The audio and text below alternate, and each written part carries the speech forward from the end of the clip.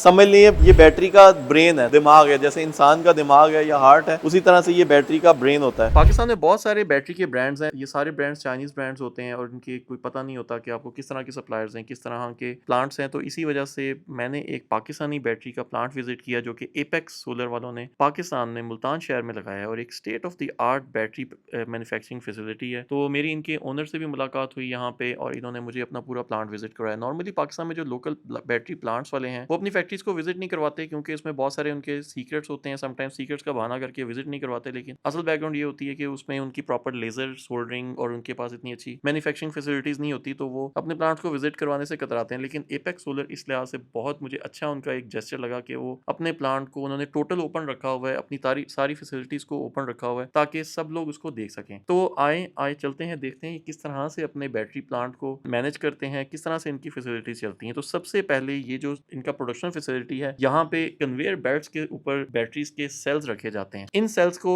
EV company के sales बना रहे हैं। ये ईवी कंपनी के सेल्स को असेंबल करके एक रैक बनाते हैं और इस रैक को फर्दर सेकंड स्टेज पे जाके लेजर सोल्डरिंग के प्लांट के ऊपर लेके जाया जाता है, जहां पे चाइनीज इंजीनियर्स लेजर सोल्डरिंग करके इस बैटरी को आपस में जोड़ते हैं। तो एक बैटरी के अंदर तकरीबन 16 सेल्स होते हैं जो कि नॉर्मली 51 वोल्ट वाली बैटरी होती है। बैटरी अपने रैक के अंदर इस जगह से रखी जाती है और उसके बाद नेक्स्ट स्टेज पे जाती है।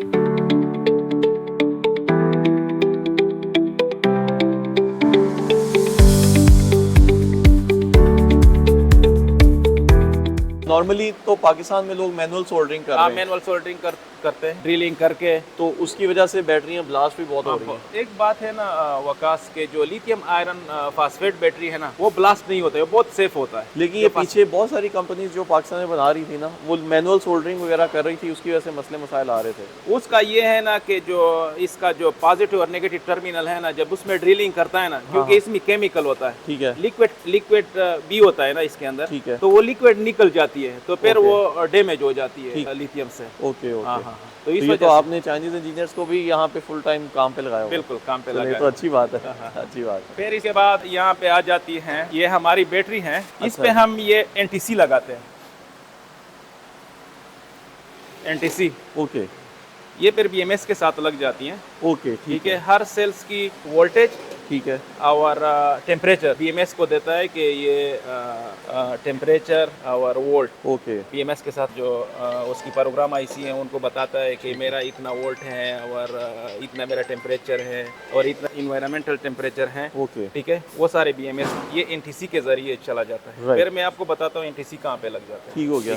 ये आप बैटरी देख सकते हैं। आप लोगों ने बैटरियां बहुत दफा देखी होंगी लिथियम बैटरीज बाहर से, तो आज आप फर्स्ट टाइम बैटरी को बनता हुआ भी देख सकते हैं। अगर इसके पैक को ओपन करते हैं तो इस तरह से इसके अंदर सेल्स होते हैं जिनको ऑलरेडी जो लेजर वाले प्रोसेस से गुजारने के बाद अब इसकी फाइनल फिनिशिंग हो रही है और ये एनटीसी वायर्स के जरिए इसकी टेम्परेचर कंट्रोल हो रहा है, इसकी बीएमएस के साथ कम्युनिकेशन और वोल्टेज की कम्युनिकेशन हो रही होती है। क्योंकि जो लिथियम बैटरी होती है इसमें बहुत ज्यादा सेल होते हैं, तो इतने सेल्स में जब की चार्जिंग और डिस्चार्जिंग हो रही होती है तो किसी सेल में कभी कभार वोल्टेज ज्यादा हो जाते हैं और कभी कम हो जाते हैं। तो इनको कम्युनिकेट करने के लिए, मैनेज करने के लिए, इनके टेम्परेचर को मैनेज करने के लिए बीएमएस होना जरूरी है और बीएमएस के साथ ये वायर कम्युनिकेट कर रही है। और सर अब हमें बीएमएस भी दिखाएंगे इसका, ये बीएमएस कहाँ है? ठीक है, ये प्रोसेस हो गया। ठीक है, ठीक है। इसके बाद यहाँ पे एनटीसी को बाकायदा चेकिंग किया जाता है, टेस्टिंग किया जाता है कि एनटीसी ये पास हो गया बाकायदा। आपको 3.27 ये 16 सेल तक, ठीक है, हमारी जो बैटरी है उसमें 16 सेल लगे हुए हैं और ये हमारा जो है 48 वोल्ट, क्योंकि ये प्रोग्राम सारा टेस्ट करते हैं ना, ठीक है, ज्यादा बैटरियां का सेल्स का भी करते हैं, लेकिन यहाँ पे 16 सेल लगे हुए हैं। 3.27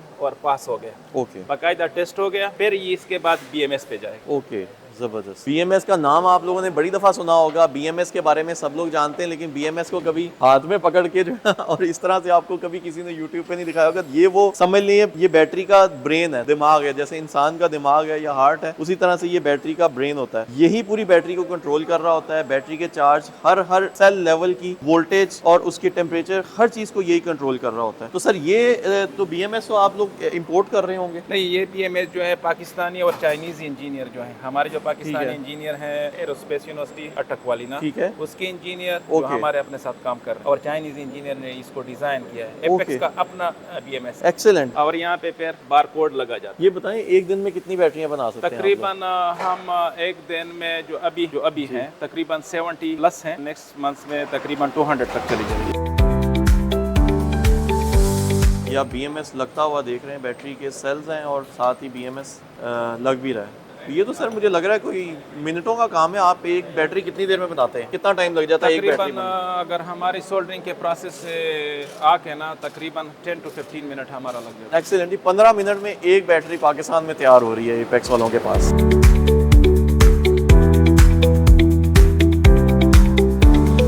फिर इसके बाद इस प्रोसेस पे आ जाती है ना हमारा यहाँ पे। ओके, हमारा यहाँ पे इसका जो BMS लग चुका ये है हमारा जो होरेरा है, हमारा है। इंजीनियर है, इस चीज़ को आपको बता देगा। एक्चुअली यहाँ पे 3 तरह के टेस्ट होते हैं। फर्स्ट ऑफ ऑल तो हम बैटरी की वोल्टेज चेक करते हैं और रेजिस्टेंस चेक करते हैं। ठीक है, उसके बाद हम क्या करते हैं, हमारे आगे हैं कम्युनिकेशन प्रोटोकॉल, जिसके थ्रू हम अपनी बैटरी को डिफरेंट तरह के इन्वर्टर्स के साथ कनेक्ट कर रहे हैं, तो उसकी भी टेस्टिंग होती है। उसके अलावा हम यहाँ पे अपनी बैटरी को एक वाईफाई सीरियल दे रहे हैं, ओके। जो हमें अपने वाईफाई अपनी मॉनिटरिंग ऐप पे शो होता है। अच्छा, आपकी इस बैटरी के अंदर मतलब वाईफाई मॉनिटरिंग सिस्टम भी है?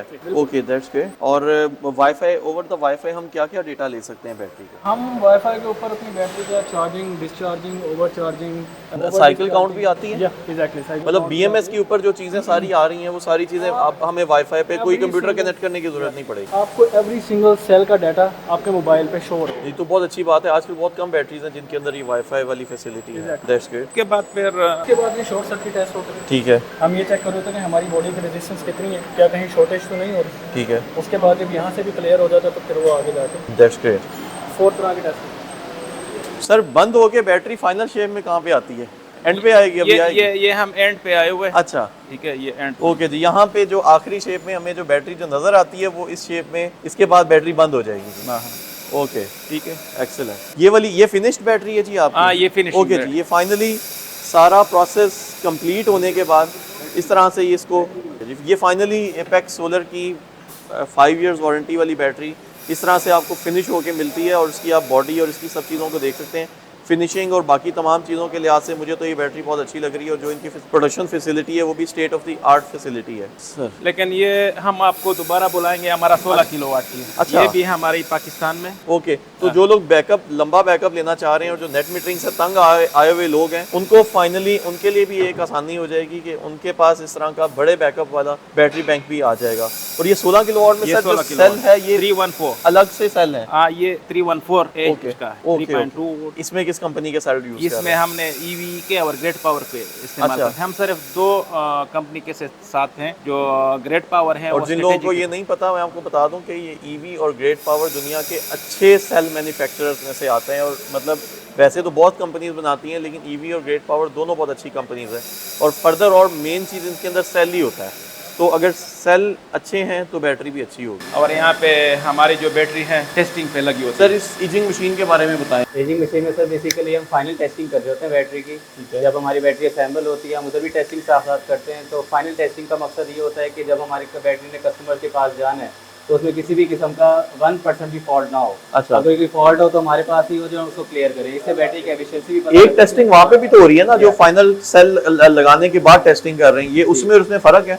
इसमें फ़र्क ये है कि हम बैटरी के ऊपर एक टोटल लोड डाल रहे होते हैं, उसी लोड के ऊपर हम उसको चार्ज भी कर रहे होते हैं, डिस्चार्ज भी कर रहे होते हैं। ओके। कि अगर इसमें कहीं भी इंस्टॉल होना है तो इसको मैक्सिमम टेम्परेचर हम दे रहे होते हैं कि अगर इसमें कहीं भी जाना है तो अगर एक थ्रेशोल्ड वोल्टेज डिफाइन हो जाता है कि इससे की बैटरी की एफिशिएंसी का मालूम होता है हमें कि इतने टेम्परेचर पर वर्क कर सकते हैं। और दूसरा इसके अंदर जो सेल की क्वालिटीज़ वगैरह उससे भी वो भी हमें पता लग जाती है। और उसके अलावा कोई फॉल्ट होता है तो हम इधर ही इसको एग्जामिन कभी कभार आप बैटरी को पैरेलल करके भी देखते हैं, या 2 या 3 4 बैटरीज को पैरेलल करके भी चेक करते हैं, इंडिविजुअल बैटरी को चेक करते हैं? इंडिविजुअल बैटरी चेक होती है क्योंकि अच्छा। इसके प्रोटोकॉल्स हैं। ठीक है। इसके हमारे प्रोटोकॉल डिफाइन है, उस प्रोटोकॉल से हमें एक गुजारना होता है बैटरी के प्रोसेस को। ओके। तो वो हम उसके बाद जब ये एजिंग में बेसिकली हम चार्जिंग डिस्चार्जिंग करने के बाद भी फाइनल टेस्टिंग कर रहे होते हैं, जैसे हमारे इंजीनियर हैं ये सब कर रहे हैं, ताकि बिल्कुल भी अगर हमारे पास कोई भी इसमें 0.1% भी हमारे पास कोई है तो वो भी क्लियर।